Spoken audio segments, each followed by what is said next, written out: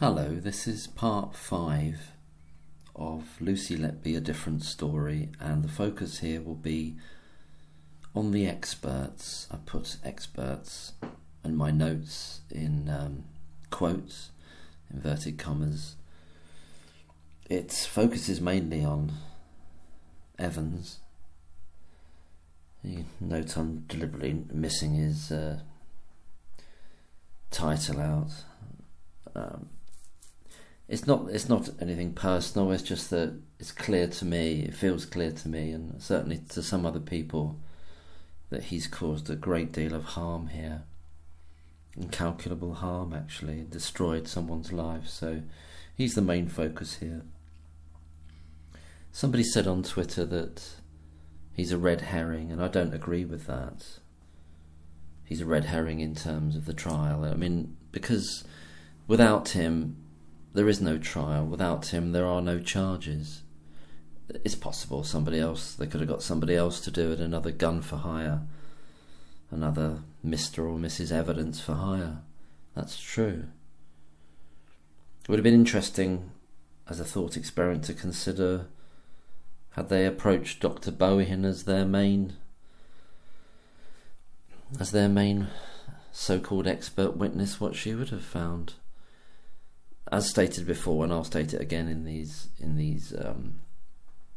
points that I'm going to make about the experts, principally Evans, so they're the prosecution experts mainly, almost all of them are, is that Dr. Bohin only received the reports of Evans. That's all she received, so she had no opportunity to... We haven't seen her working from scratch, if you see what I mean, you know. We haven't seen her looking at all the medical notes and making her assessment from scratch. So we don't know what she would have done, and we can't know that now, so it's... Anyway, I'll get on with it. Okay. The police and the prosecution's principal expert witness, Evans, has a very checkered history in relation to his giving evidence in court. A senior appeal judge described his evidence as worthless, and he's also been criticised for giving evidence outside of his range of knowledge and for making statements in court that were not appropriate to his position as an expert witness. That's what he came with at the time, you know. No, I shouldn't say that, actually. I think the thing about the evidence being worthless, that happened subsequent to his involvement, but before the trial.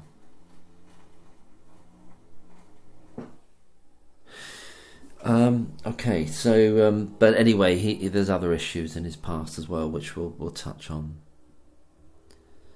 Evans was paid handsomely for his work, both for the police and for the CPS.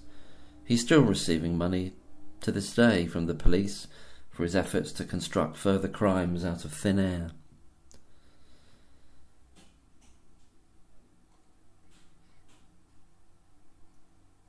Evans clearly has a great disregard for NHS management, which he reveals many times in his post-trial interviews. He has a real thing about them. It does make you wonder what his personal history was with management when he was working as a consultant. The situation at the Countess of Chester Hospital in 2017 being on the surface a battle of wills between the consultant and the management, you know, and this is a clear prejudice of Evans that would likely act as a bias when he recognises that's what's happening there. I believe he knows about it before from the consultants about what has been happening since 2015, but can't prove that. That's my suspicion. Evans expresses zero concern or urgency throughout his early assessment and report writing period, i.e. July to November 2017, once he actually believes that intended harm is being done to babies, and that he says he does this preliminary report based on the first 4 babies, which is 3 murders and 1 attempted murder. There is no urgency at all, no remembered urgency in any of his interviews that he expresses that another crime could happen at any moment, or if the past person that has been harming babies may now be at another hospital harming patients there. And obviously this lack of any concern is predicated on his knowledge of the persecuted nurse, Lucy Letby, being off the ward and in a contained position. That's why he's not worried about it. That's not why he's not concerned. So when he tells us he's starting and he continues from a blank page, he's lying. The fact that he's not concerned more than suggests to me clear collusion between himself and the police and all the consultants, probably both, which further undermines his independence, and actually he's a corrupted individual from the beginning. Evans states in the most broad and vague way his methodology for dismissing most of the deaths and crashes, i.e. 17 of the 32 cases he's initially sent or asked for, as being both expected and explained. He just says, well, they're easy to deal with, it was easy to see what they were. But we don't have sight of his reports to show his detailed rationale. Presumably the defence did have that. But did they take that apart? Did they get their own defence neonatologist to look at his rationale for dismissing those other 17 cases? We don't know, because that defence expert witness was never called. Evans tells us it was easier to account for most of the deaths and crashes, even though those deaths and crashes on their own would amount to a spike in deaths in comparison to previous years. But he left only, as we know, the deaths and crashes where the persecuted nurse, Lucy Letby, was on duty. Just so happened he chose all the ones that the consultants had already chosen. Evans states he never heard the name of the persecuted nurse, never knew the name Lucy Letby. Yet he is reading her name probably thousands of times in total across the cases he decides involve intended harm. And with each one that he involves intended harm, he's seeing her name there as one of the principal nurses involved. Not the only nurse by any means. But we're asked to believe these ridiculous assertions by him. This pretense of innocence, of not knowing anything about it, not knowing that anyone was suspected. It doesn't wash with me personally. If other people choose to believe him, that's a matter for them. Evans states that both he and the police started with a blank sheet. That's his words, a blank sheet. But we know from the police themselves that they were fully aware of who Lucy Letby was and where she was, and they even considered arresting her at that early point, obviously without any evidence. So that's a further nonsense from the police. I mean, are we to believe that Evans also began with a blank sheet? I don't think so. I don't think so at all. Evans chooses 15 cases from the 32 he's given by the police. He's given them by the police, and the police get them from the hospital. That's the sequence that we're told has happened. And those 32 cases were chosen presumably by the consultants. And then Evans chooses exactly the cases that the consultants had persecuted Lucy Letby over since 2015. All the other cases Evans easily rejects, he tells us. It's really easy for him to get rid of the cases where Lucy Letby is not on duty. Interesting. Evans acknowledges that some of the deaths that he easily designates as explainable and expected as being from sepsis. Sepsis is one of the reasons that he gives as a legitimate cause for a crash or a death. And yet, he never takes sepsis into account when looking at the cases that he does choose as demonstrating intended harm, despite virtually all of those cases showing signs and indeed direct references in the medical notes regarding sepsis and suspected sepsis. And thus we can say Evans's methodology is opaque, absurdly generalised, and seemingly known only to himself. Evans did not see the medical notes for all the deaths and crashes across 2015 and 2016. He clearly ignores the late neonatal death in August 2016 as being outside his range of interest, as do the consultants, as do the police. But if he's starting with a blank sheet, why does he ignore this death? Why do any of them ignore this death? I think we know why. Evans' decision not to look at deaths or crashes in 2016 after July coincides with the month that Lucy Letby was removed from the neonatal unit. Can this be a coincidence, or is it by design? Clearly, both the consultants and the police were happy with not looking at deaths or crashes for the second half of 2016. And yet, everyone is supposed to be working from a blank sheet, in which they're stating that they don't know who it is and they don't know what it is. Evans assures us of this, but clearly, well, the question I'm going to ask is he lying? Is Evans lying when he tells us this, that it's a blank sheet? Is he lying? Evans was never a neonatologist in his career, at no point. He's not a specialist in that sense. And he's had a very limited amount of experience with neonates. He was a retired paediatrician. At the time he undertook his investigations and reports, and had been retired for some years. He was out of touch with the most recent developments. He had not kept up with his GMC registration, we understand, and clearly was not up to date with current practices in neonatology. We understand he only renewed his registration with the GMC shortly before the trial. One imagines for the purpose of giving him the appearance of authority. We can assume that. His source of an outdated medical paper to back up his theories on air embolus shows how out of touch he was, and is not willing to concede that many other studies have been conducted since that paper was written.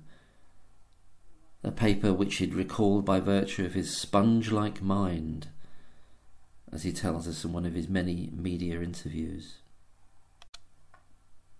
Evans has a history of giving diagnoses to people he's never met, such as the diagnosis of Munchausen's by proxy of a child. He gave that diagnosis to a child, which resulted in the child being removed from their mother at gunpoint in America. Evans, I'll link it below, that case. I'll link that below. Evans has a history of controlling behaviour in relation to cases such as that of Bonnie Lewis. That's the link I'll give below. And wishing to maximise his control over parents and children and family relationships, ensuring the estrangement between mother and daughter. He's a control freak, and seeking legal control, while at the same time exhibiting a conflict of interests due to working as a local councillor. You'll see all the details of that in the link. Evans is a man of obvious political ambition, albeit thwarted. He's someone keen for power over people, that's clear to me anyway. And his desire for a sort of spurious fame. He's currently enjoying such pathetic fame that he clearly clamours for, shall we say, infamy. I've no doubt that his villainous role in this miscarriage of justice will eventually be exposed, as it was in the case of Roy Meadow and David Southall. Evans has stated in an interview that he came to his theories as to how certain babies died or else crashed because, quote, I couldn't think of anything else, quite frankly, close quote. I couldn't think of anything else, quite frankly. Now, doesn't that just fill you with confidence that he knows what he's talking about, and that he's acted impartially and fairly and out of a sense of expertise? I couldn't think of anything else, quite frankly.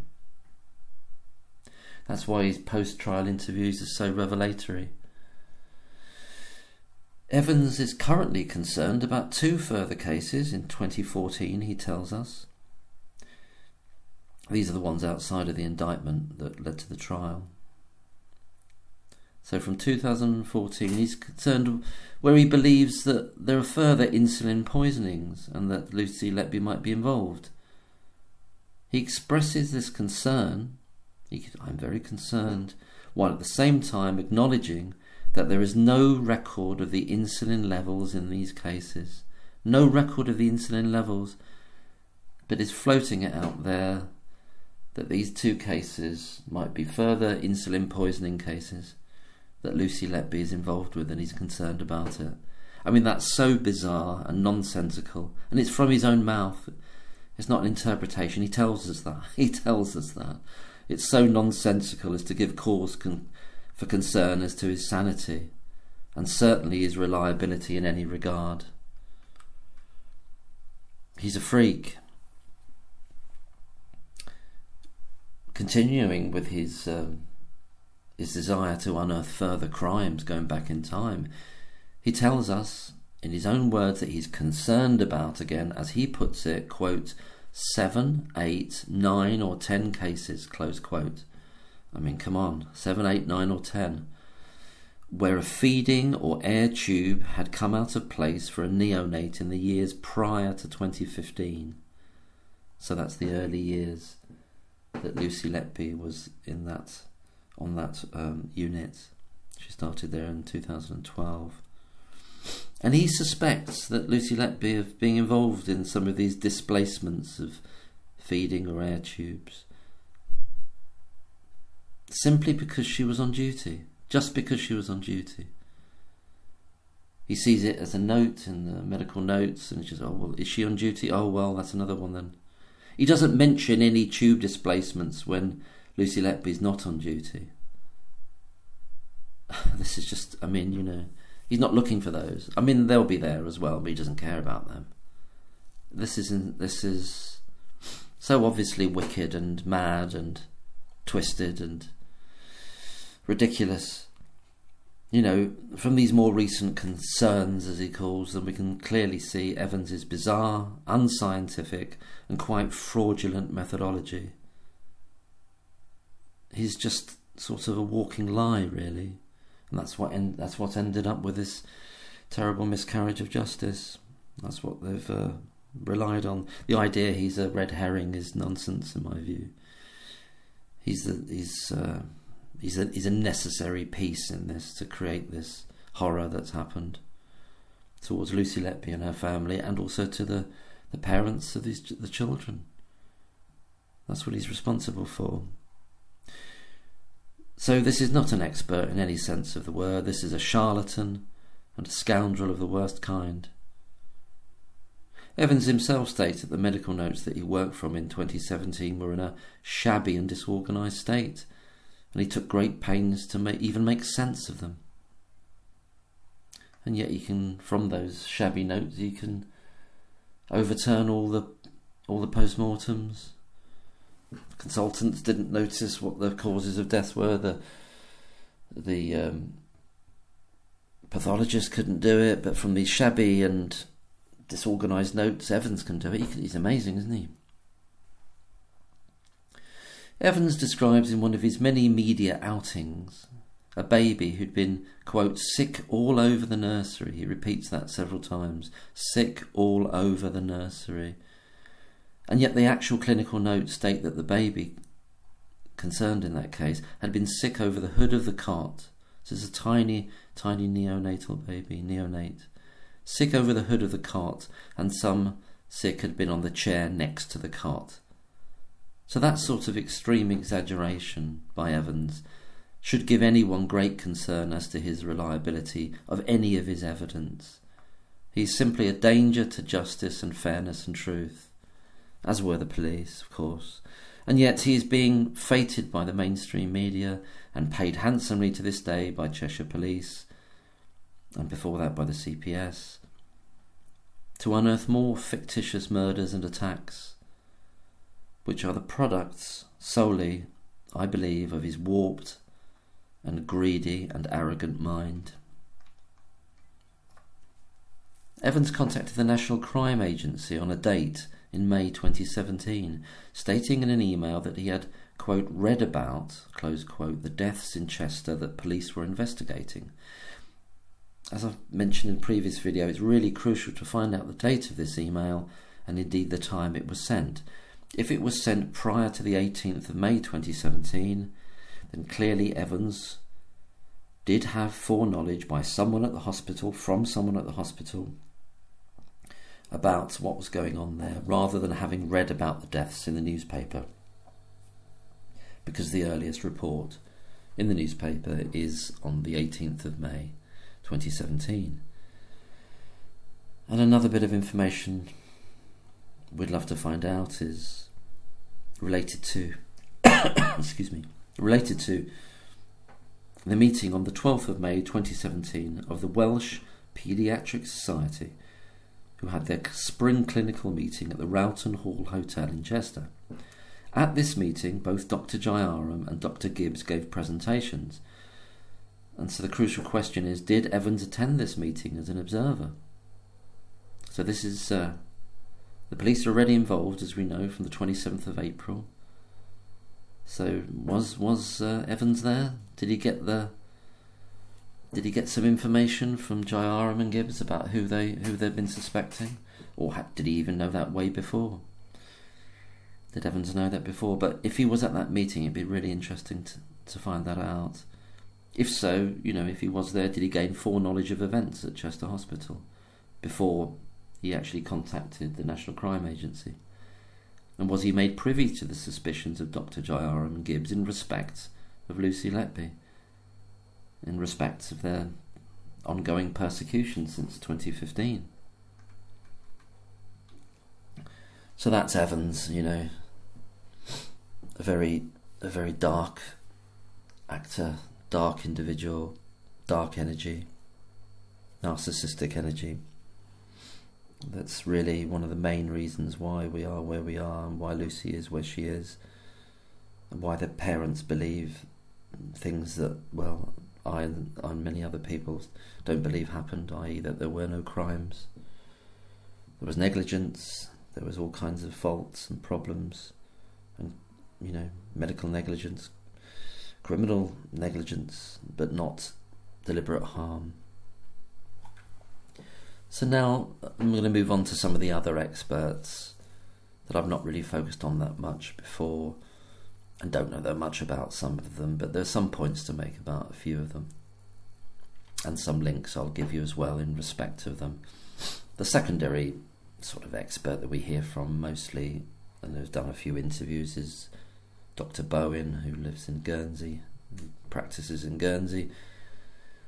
And I believe, and it seems to be clear to me, that Bohin was simply sent Evans's report to look over and basically rubber stamp them. She didn't receive all the original material. They didn't want to risk that, as I've said before, because if they risked her looking at all the 32 cases, she might have chosen a completely different subset, presumably having no knowledge of Lucy Letby herself, whereas I believe Evans did. She could have really queered the pitch for the so-called investigation. She could have basically put an end to it by choosing a whole set of different cases and maybe not even quote-unquote discovering the air embolus herself. But what she got was Evans's report about the air embolus theories and the trauma theories, and then she just rubber stamped them. She had the much easier job, but still very corrupt, I believe. So she never had sight of the full range of medical notes for all the crashes and deaths, and that makes her input pointless as well as corrupted. She's simply there to replicate Evans's absurd findings, as Dr. Ward Plant was before her, the doctor that died, and that Evans said agreed with him completely. He too was just sent Evans's reports rather than all the original notes. I'm not saying that Bohin didn't get the notes for the cases that Evans chose, but she didn't get all the other notes, so she couldn't make an innocent, blind assessment of all the deaths and crashes that happened over those 2 years. Well, 2 years, I say 2015, yeah, well, they go back to January 2015 up to July 2016, so it's a year and a half. Yeah, so that's what happened there. Same as she's a kind of a ward plant, Mark II. Somebody else to say, yes, Evans, you're pretty much correct. She says that she disagrees with him on a few minor points, but they're not. You know, that's to probably make it look somehow that that it was a real checking mechanism, but none of the substantive points, none of the points that would have any effect on the jury or the charges or the convictions, does she disagree with him. She rubber stamps him. Both I'm talking about Dr. Bohin and Evans, are being paid by the police and then by the CPS. Bohin had only recently undertaken some courses to be a court expert witness. Somebody found that out on Twitter. I can't always remember who's found out what, but nearly everything I'm saying is due to the work of other people in one way or another. I mean, there's some inferences I'm making and some theories I'm sort of touching on, but you know, they're all shared in different ways, and it's all based on this sort of a collective work here, really. But most of the scientific stuff and the medical stuff has come from people with those kind of backgrounds. I'm just trying to convey them to people through these videos if they've not gone to the original Substacks or articles. You know, so she's just started as this wants another string to her bow, wants to be an expert witness in court, and clearly she doesn't want to blot her copybook by giving evidence that could harm the side that she's appearing for. That's not what she's meant. I mean, the rules is that she's meant to give impartial evidence and should give the same evidence whether she's, and so should Evans, and so should all of them, should give the same evidence whether they're appearing for the defence or the prosecution. But in reality, in the real world, she's on a team, let's face it, and that she does what she needs to do. You know, she doesn't want to let them down. She's there to do a job for one side. Doesn't matter what they say they should be doing or what but it's what they do is what matters. It's what actually happens is what matters. So, as I say, witnesses, it is said, should be for the court rather than, they're there principally for the court and should give evidence based on their beliefs, not swayed by whether they're appearing for the defence or the prosecution. But in practice, and in this particular case, we see, as Ben Myers suggested, or states very clearly actually at the trial, all the other witnesses, all the other expert witnesses, I think there are 7 others in total, are led by Evans's original findings, that they're medically led, as Myers puts it, by Evans's reports. I keep calling it a rubber stamping operation, and that's perhaps a crude way to put it, but that's pretty much what it is in essence, I believe. Another way of putting it is that they fall into line, and they don't wish to say anything to contradict Evans's findings or reports. If they do it in a very minor way, they're not going to contradict it in a way which will undermine them substantively. They're merely there to replicate or amplify his theories and the prosecution's case and the police's case. And they're all working for the police and the prosecution. That's the team they're on. And that's the manifestation of the corrupt system at work. Whatever they're supposed to do, that's what's happening in reality. Bohin, back to Bohin really specifically, she acknowledges that she's not an expert in air embolus, and neither of course is Evans, apart from his memory and his sponge-like brain. That's his phrase, my sponge-like brain, happening to remember that study from 1989.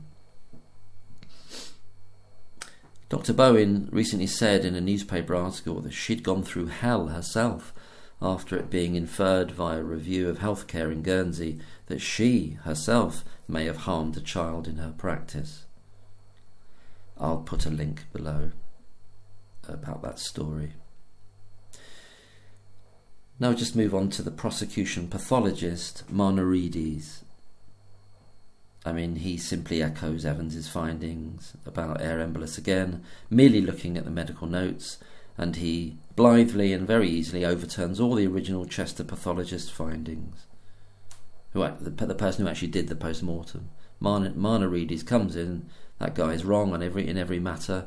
He's missed all this, and the findings all echoes Evans's reports. How convenient. How convenient. He's on the payroll, and Marnerides performs as required. Marnerides makes the, quote, nice, according to Evans, diagnosis that a child died with pneumonia rather than of it. I'll just leave that for you to think about. Marnerides acknowledges in court that his speciality relates to what happens after a person has died rather than anything that happened to them while they were alive. And he relies on other experts to help him with his findings. That came out in the cross-examination from Myers. Nevertheless, he rubber stamps Evans's bogus theories as if by order.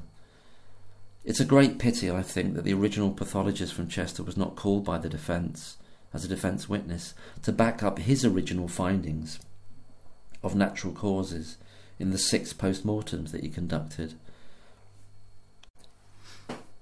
I'll link below a newspaper article concerning Marnerides in which he was accused of having a child's body cremated behind our back, quote, according to the father of the child concerned.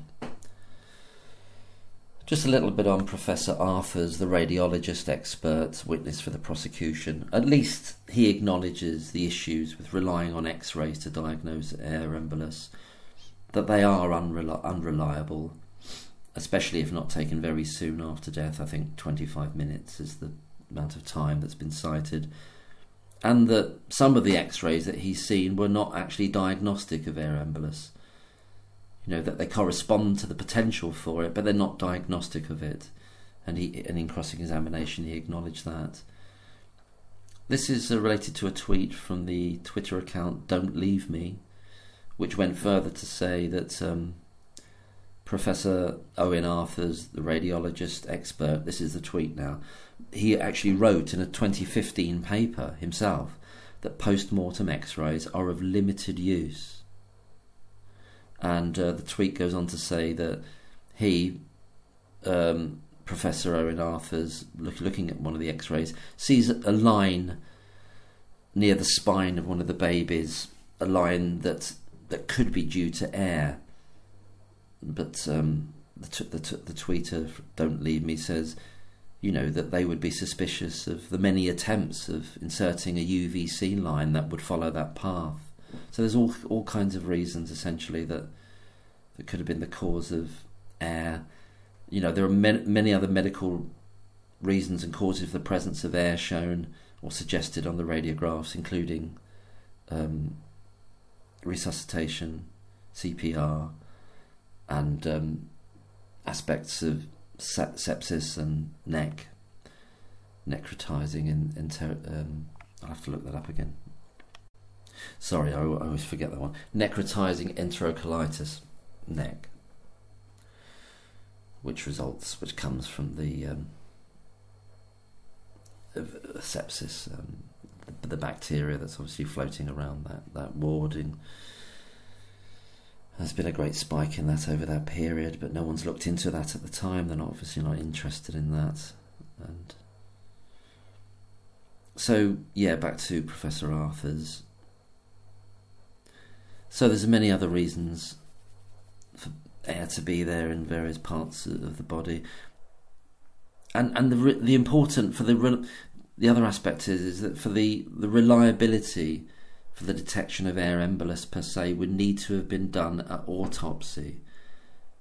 To give a reliable diagnosis of air embolus, you'd need to do it at autopsy rather than relying solely on x-rays, as Evans and his fellow so-called experts had done. Again, we'd have to ask, why would the original pathologist miss all these signs of air embolus, not to mention the consultants missing them themselves, in terms of the x-rays that they saw or the post-mortem reports that they saw, that Evans, Bohin, Marnerides and co can spot so easily and definitively, years later, just from a bunch of shabby notes. Well, I just keep using the shabby notes thing because that's what Evans says They appear to be. Yeah, where's the original pathologist? You know, either it's just he's conspicuous by his absence, isn't he? Just referring you now to the Chimp Investor site run by Peter Elston, who's done a series of brilliant articles, which I'll link a couple of them below, in relation to a recent article in relation to Dr. Sally Kinsey, the prosecution's paediatric haematologist, who testified in the trial in stark contradiction to the medical notes of the babies in relation to children A and B, that the mother's antiphospholipid syndrome, which is an autoimmune disease, had not passed to either of her children, whereas it says that it had passed in the notes. So I'll link the whole so you can read the whole article. But it's so why did this other prosecution expert witness, Dr. Sally Kinsey, contradict the medical notes to say that this antiphospholipid syndrome did not pass to either of the children which become child A and B? There's much more detail about that issue in Peter's article.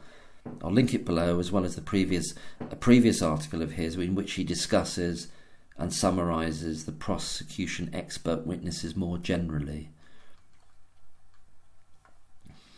And just to touch on, this is a lot longer than I thought it would be, just to touch on the insulin cases in the case, rather than the ones that Evans is going back to 2014, where there's no proof of insulin levels. The two insulin cases of babies F and L, there was a point in the trial in relation to the biochemist expert witness for the prosecution, Dr.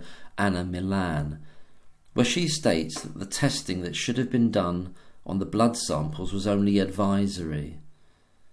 So what she said in court was in contradiction to the laboratory's own clear guidelines, noted in red on their documentation, that the assay or test used to create the blood test results, the ones that actually form part of the prosecution evidence, was not suitable for the detection of factitious or synthetic insulin, i.e. externally given, rather than created in the body. And that a completely different test, this is what the laboratory said, a completely different test would need to have been done. And yet Dr. Anna Milan in the trial says, oh, well, that's just advisory. So they just use this word, another kind of spell word like clinical, just to move the goalposts. So we can see that yet another paid expert can independently move the goalposts when the prosecution's evidence is shown as unreliable and is being threatened by fact, really. The fact that that test that shows these incredibly high levels of insulin, one level so high that the baby would have no doubt been in a coma and would have died. It would have put an adult in a coma, and an adult probably would have died with a high level, were simply not reliable at all. And yet she says that the proper test that should have been done to confirm the level was advisory, despite being on the laboratory guidance itself to say that, that you've got to do this other test. They just move the goalpost and just say, oh no, yeah, that's just advisory. It's just ridiculous, isn't it? And just the last point really to do about someone I don't know much about at all, other than that he was there somewhere. The defence, the defence expert witness, the neonatologist, his name being Michael Hall. Don't know what to say about him because he wasn't called. I don't know why he wasn't called. Evans said that he had sight of Michael Hall's reports in the pre-trial hearing, and then Evans goes on to gloat and say, this is in one of his interviews post-trial, that he then told the police and prosecution that the defence would not be calling their expert. But why? We just don't know. This is all in shadow. This is all mysterious. The defence expert could not speak to the air embolus as an expert, presumably, or the insulin poisoning as an expert, being a neonatologist, and could not challenge some of the other experts in their fields, radiology or haematology, because he wasn't an expert in those fields. But then what was he there for? What was the substance of his reports? And a question I want to know is, did he, Michael Hall, the defence neonatologist expert, did he have sight of all the deaths and crashes and all the notes thereof, so he could challenge Evans's methodology and challenge how and why he chose the initial 15 cases from the 32 that he, Evans, had received? Some form of replication of that initial sifting, as it were, into unexpected and unexplained from expected and explained, explainable.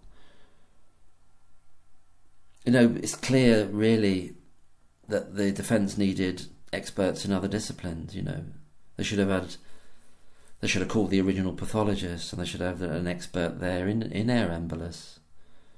Is it that they couldn't afford it, which again reveals that the justice system's unfair? Because if someone goes to prison for life because someone can't afford to get the appropriate expert, and the other people have got bottomless pockets to pay for as many experts, the prosecution can pay for as many experts as they want, is that a fair trial? Clearly it's not. To me, I think to the layman, it's obviously not.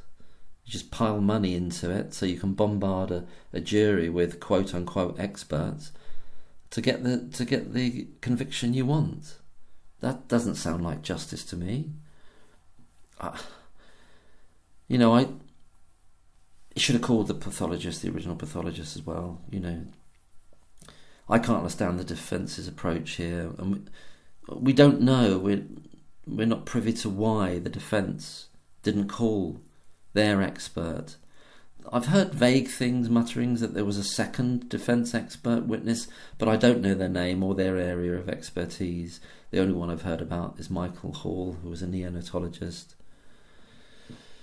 Either way, the defence called no expert witness at all. They called one professional expert, which was the plumber, which was relevant, but no expert witness. And this case was all around medical evidence, and yet they called no expert witnesses, despite having one to call.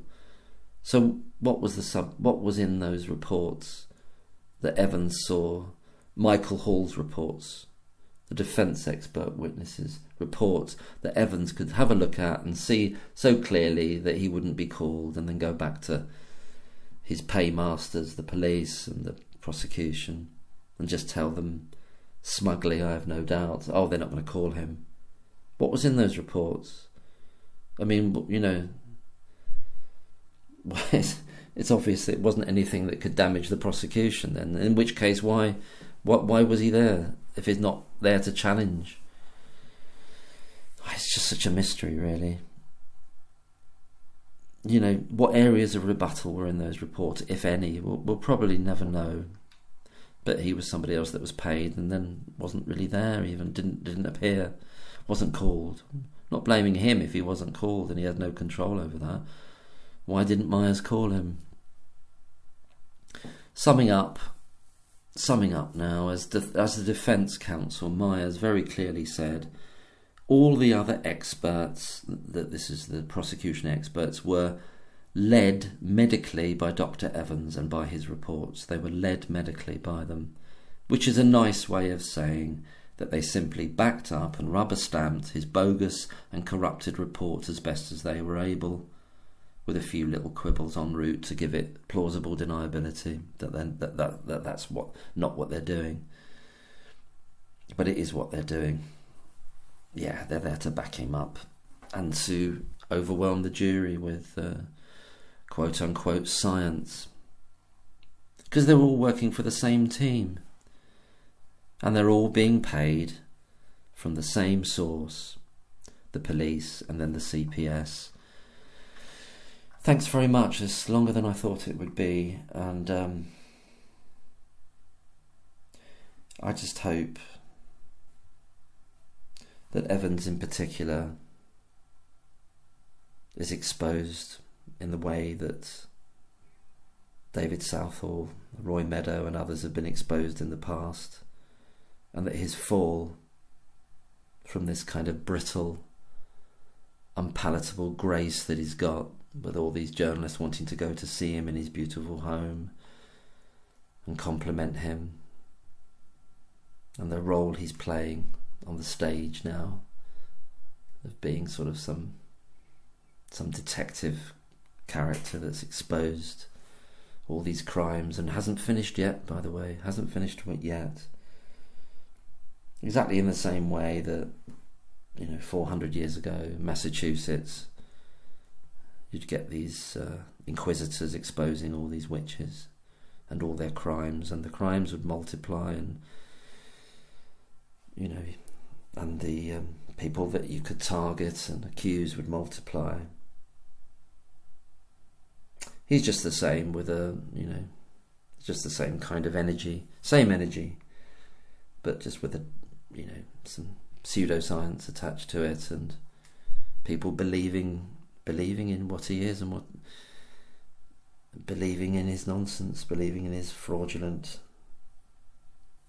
efforts, shall we say, which really are about him, about his ego, about his arrogance, and his desire to finally be seen as someone important. Didn't work for him in politics.